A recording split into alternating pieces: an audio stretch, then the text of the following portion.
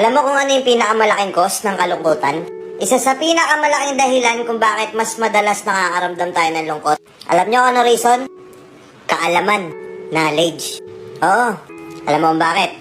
The more na mas marami tayong nalalaman sa mundong to, the more na mas pinipili na lang natin na sana hindi na lang natin yun alam.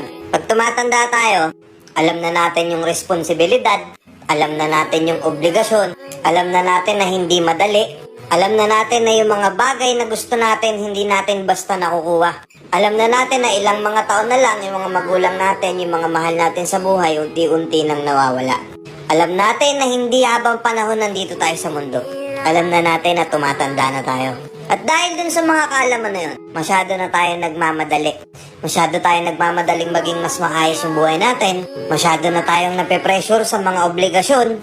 Masyado na tayong nape-pressure sa mga responsibilidad. Napansin nyo?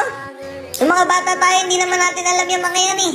Ang alam lang natin maglaro, mag-enjoy, pumunta sa labas, makipaglaro sa mga kalaro natin, kumain ng mga gusto natin pagkain. Pag may gusto tayo, konting ingit lang natin sa magulang natin, pagbibigyan tayo. Hindi natin paghihirapan yung isang bagay na gusto nating makuha kasi meron pang mga taong gumagawa nun para sa atin.